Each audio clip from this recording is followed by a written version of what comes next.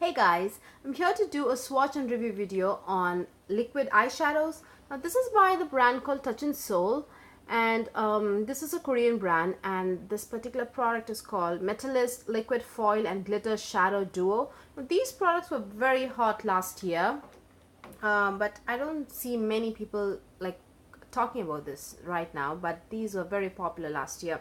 Now these I paid $25 for this. This is an liquid eyeshadow.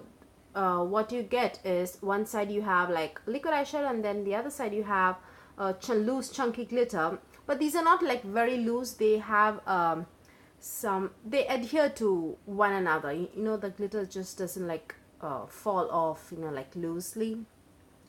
Now I paid $25 for this, and the amount of product that you get here is the liquid part. It is 0.07 fluid ounces, and the glitter part is also 0.07 ounces. Now that is fluid ounces, the liquid part, and the glitter part is just ounces. Yeah, I think I bought mine, not I think, I bought mine at Sephora, all four of these, and I think Touch and Sol as a brand is available at Nordstrom, but I'm not like 100% sure if this particular product is. It probably should be available because this is like a very popular product of Touch and Sol. Now, Touch and Sol is a Korean brand, so these products are made in Korea. Now, yeah, what else? Let's get into the swatches, I guess. Yeah, let's start with this brand new shade. Now, this is called, what is it called? Linda. Now, this is called Linda. Now, this is a gorgeous, very pretty like emerald green. Do you see how I did not like go more than once? It's just one swipe, and this is the opacity that you get. And let me do this looks very wet. The liquid eyeshadows by themselves are very wet and very foiled, guys. And the glitter, this is how it looks when you open the glitter part, and it just dab.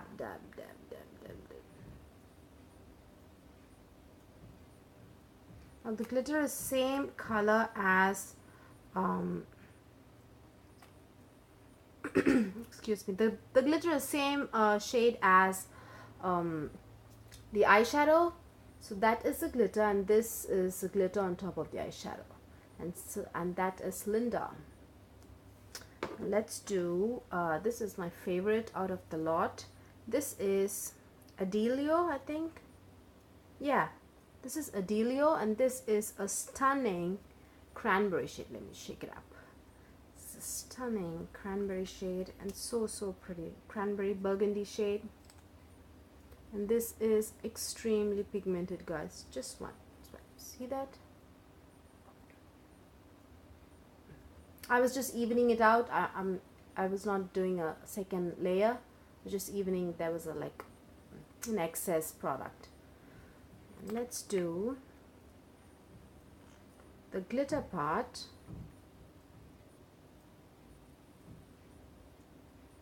So there is the glitter part. It's the same color as the eyeshadow, and let's do the glitter on top of.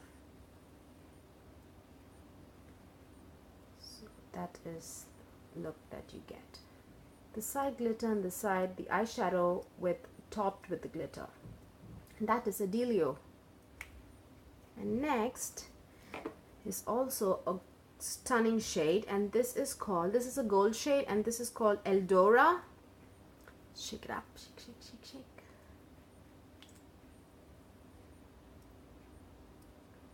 This is a very pretty gold shade. Not very like it's very wearable also. It's not too yellow, but it has like coppery elements to it. So it's like not coppery, I'm sorry, bronzy elements to it. So it's like bronzy gold, so very wearable.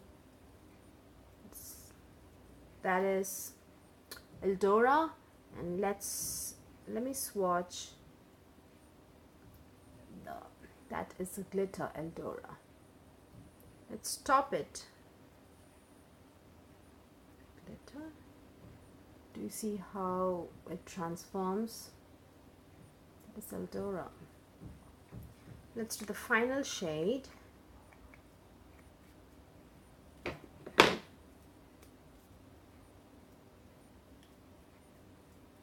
Oh, I forgot to shake it, sorry.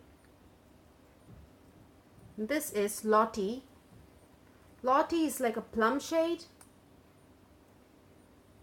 Lottie.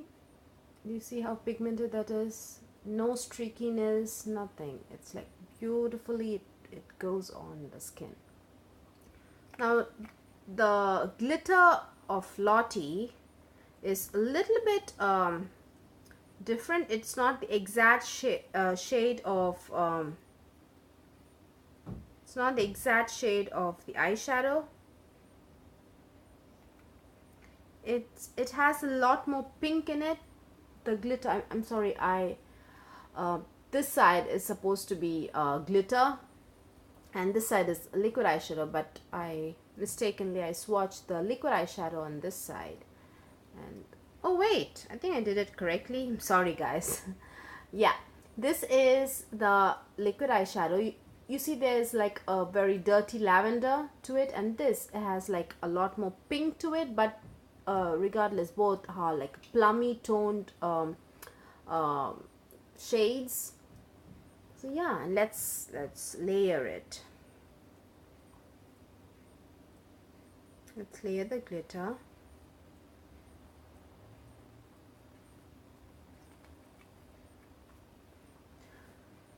There you go. This is the glitter layered. So these are the 4 shades, guys. Now I told you guys now that Touch in Sol had before introducing the green shade, the emerald shade, which is what I have on my eyelids. Now before introducing that, they had 5 shades, and I did pick up 4 of them because one was like a champagne shade, which I don't wear champagne shades. Champagne shades I personally do not like on my skin tone. There was another copper shade which is called Margaret, and I picked it up and it was not good. That particular shade is clumpy and lumpy, and it was very streaky. You cannot get an even layer on your eyelids, and these products, especially when I'd suggest, these do not need layering. The liquid part of it does not require any type of layering at all because they are super pigmented. So that particular shade was very streaky, so you will have to layer it, and when you layer it, the end look, the finished look was not good. So I ended up returning it, and I do not recommend Margaret, the shade Margaret. That's like the coppery shade.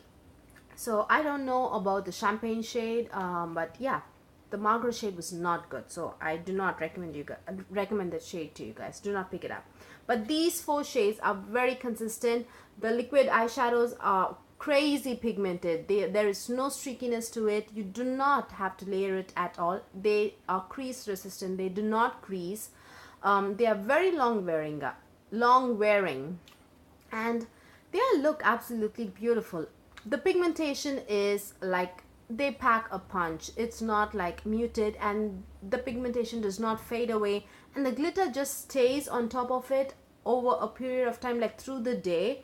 It doesn't like fall off on your face or anything. They definitely adhere to the liquid eyeshadows when you apply on top of them. And yeah, and you can wear these liquid eyeshadows by themselves without like layering the glitter on top of them, and still they are crease resistant. Well, for me, and of course I always use like eyeshadow primer. So yeah, I suggest you use an eyeshadow primer. I don't know how it works without an eyeshadow primer. Not about the pigmentation, because this is the pigmentation without an eyeshadow primer on my hands, but I don't know about the creasing aspect of these eyeshadows when you use them without an eyeshadow primer. So yeah, these are very good products. I really recommend them, but I do have like a tiny con to it. Now they kind of, I mean, once you apply them, they are not like absolutely perfect and airbrushed kind of look. This is the the shade I'm wearing right now is Linda, the emerald green shade. Now this is what I have right now. Now I don't think you can see that they I mean, okay, let me collect my thoughts.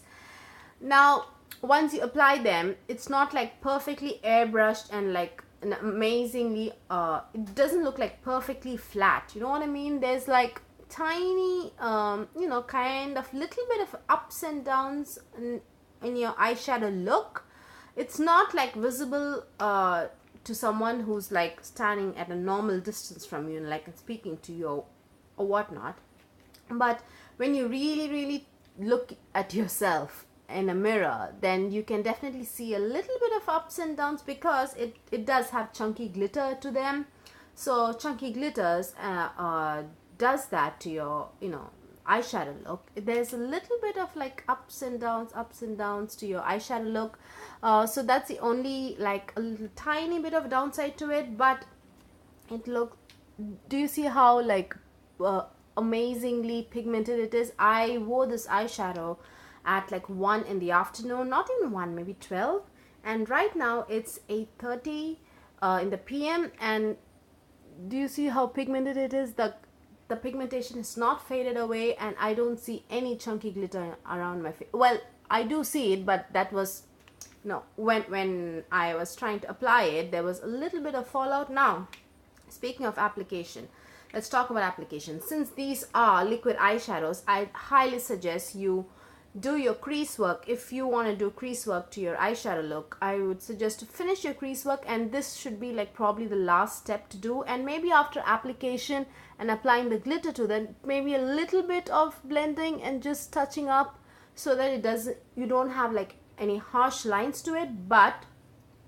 beyond that, I highly discourage actual blending once you apply these to your eyelids, because there will be a lot of fallout and a lot of streakiness and creasing and a lot of mess. So I highly discourage blending, like go in and really blending in. Once you apply these, do your blending first and apply all your crease shades and transition shades, whatever that you want to do to your eyeshadow look, do it first, and then this should probably be the last step. Now, I don't think I showed you guys the applicator of the liquid eyeshadow. Applicator is like like I don't know what to call this. It's just like an applicator.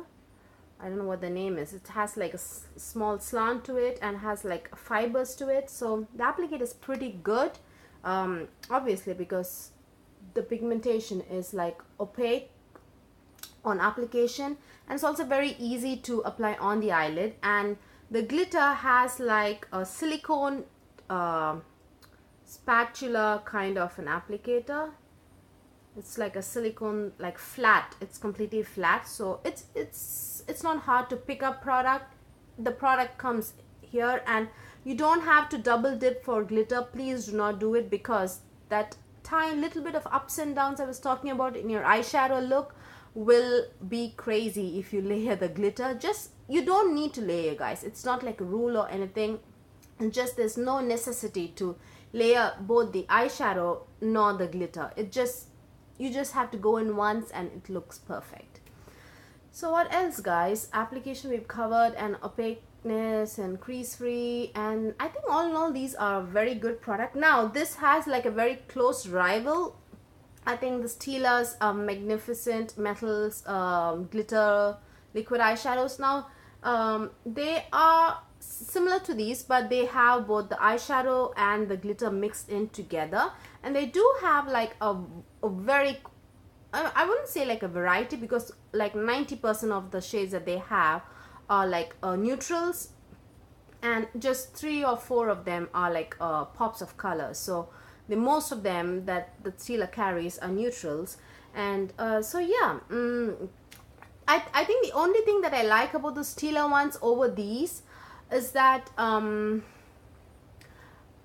told you about that little bit of ups and downs, right? Once you apply the chunky glitter to it, the Stila ones does not have it.